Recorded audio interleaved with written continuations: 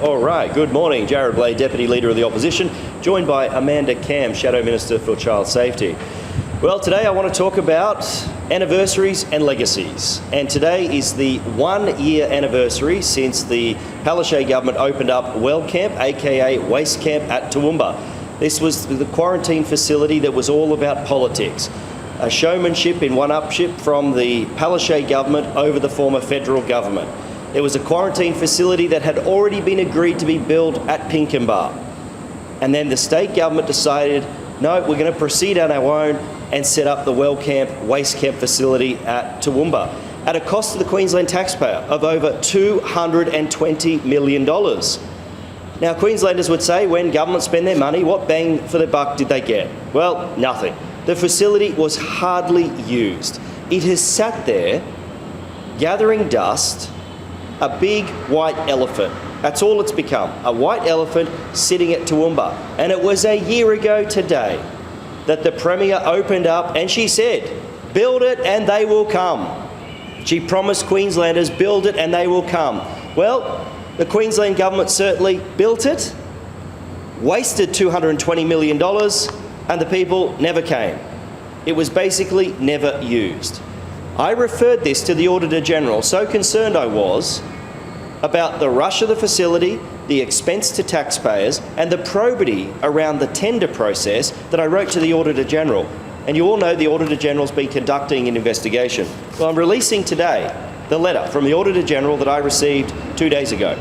The Auditor General has written back to me saying that he has virtually completed his assessment now and will be tabling this because it's in the public interest. He will be tabling the report into Well Camp into Parliament in March or April. Now, interestingly though, what the Auditor General's also told me is that he is still waiting clarification on a few matters from the Deputy Premier's department.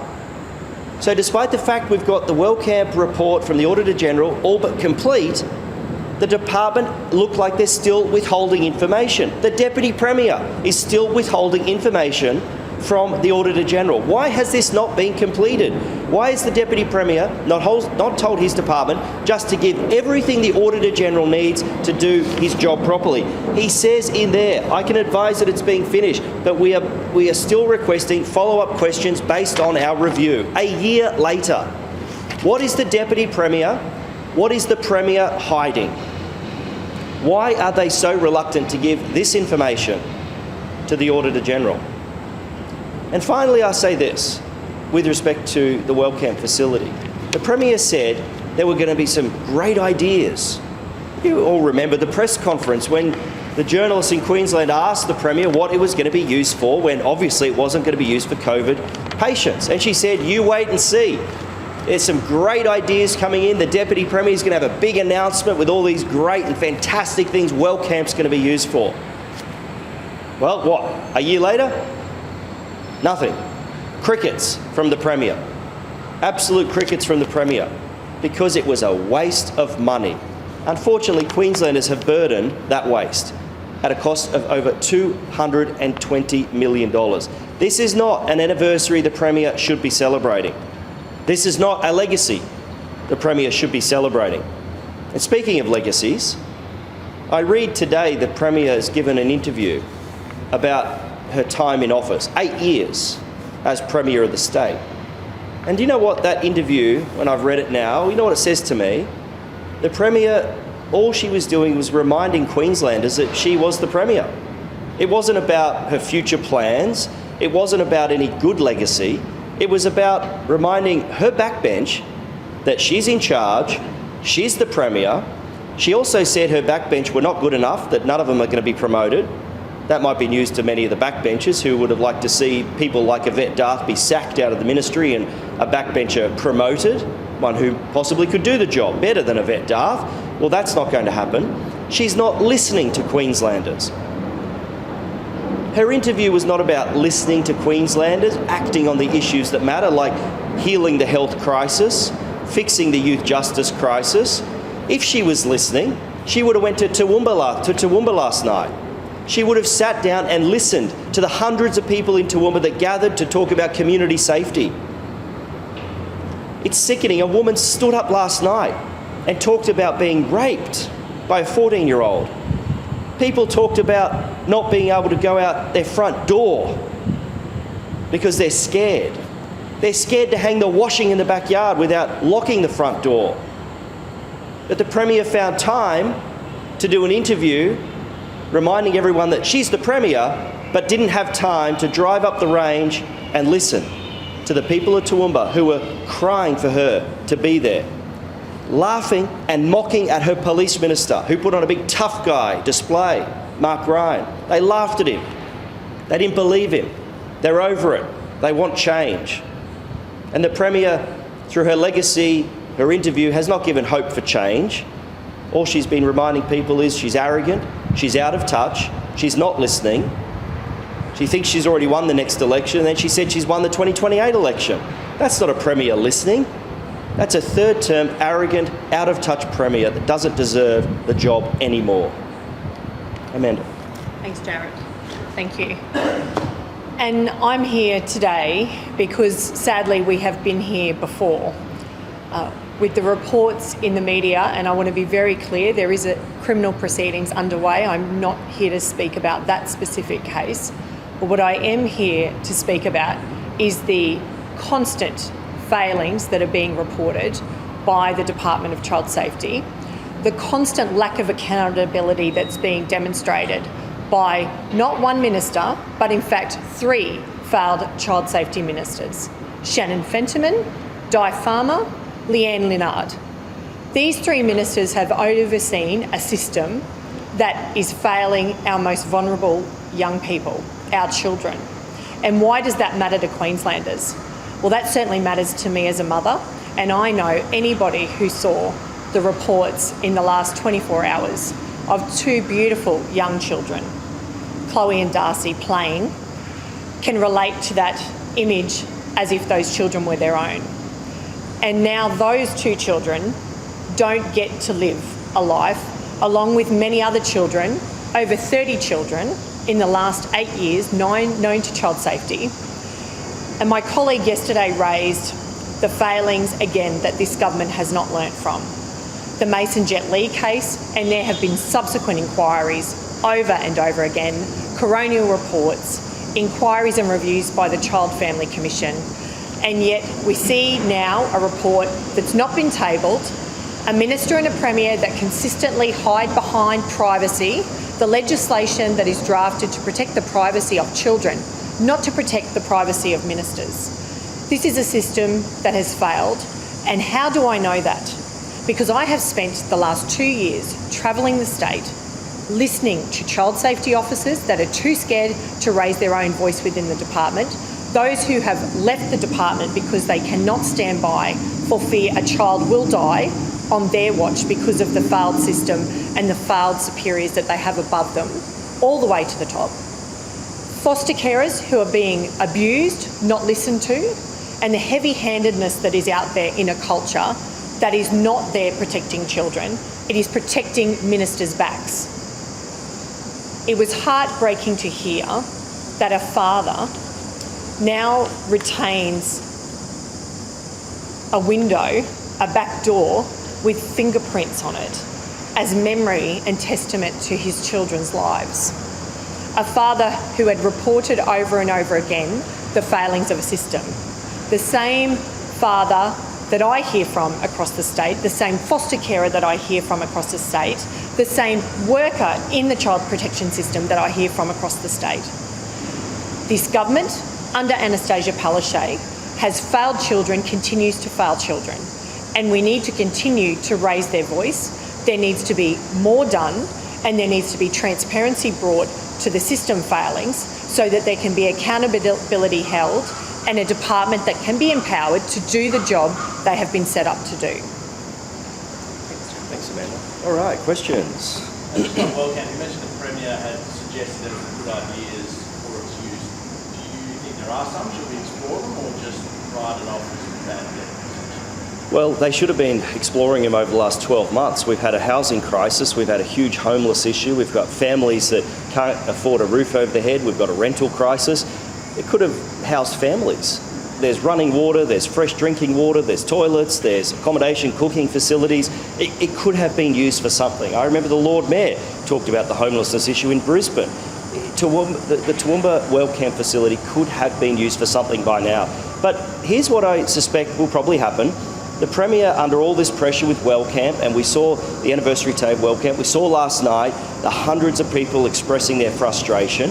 What's the bet the Premier, may just go to Toowoomba in the next couple of days and do a fly-in, fly-out visit? We're interested to see if that actually happens and whether she'll front the people, front the music, talk to the people that want to express their concern about wastage of money in Well Camp, but also the youth crime crisis happening in Toowoomba at the moment as well. The Wagner family really the only business out of this? Well, the Wagner family are business people, and they put a proposal to government, and the government spent $220 million on it. What have the Queensland taxpayers got out of it? Nothing, other than a whole lot of grief. The taxpayer have got absolutely nothing out of this.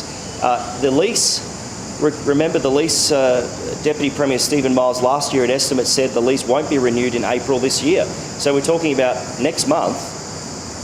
Next month the lease won't be renewed. It's going to be handed back to the business operators, and the taxpayers have nothing left. So even if it was going to be used for something now, it's all but too late unless they renew the lease and then use it for something. But, they've had a housing crisis, they've had a housing summit, and no one in government have thought, my goodness gracious, we've got hundreds of beds out there, hundreds of accommodation units, and let's utilise it for something. Nothing. It's been used for nothing. On the Premier's admission that no change to the front bench, he's going to stick it out for the next election and beyond. Do you welcome that as the opposition? Is that a good thing for you? Well, look, we are talking to Queenslanders. Queenslanders are telling us, here's my character assessment of the front bench. One, I think we've got a Premier that has checked out, more interested in red carpets and glitz and glamour than Queenslanders. She's not listening to Queenslanders anymore. She did an interview today. It's all about her. It's actually not about Queensland. It's not about the issues that are important to Queensland. Her legacy is to remind people that she's the Premier. Okay, well, I don't think we need reminding about who our Premier is. Premier, all I'd say is, why don't you talk about the housing crisis, the youth justice crisis, the homelessness issue we have, not only in Brisbane, but right across the state, in all our areas, in Amanda's area, everywhere. We've got these issues. The health crisis. Now, her front bench have some absolute duds. First-rate duds.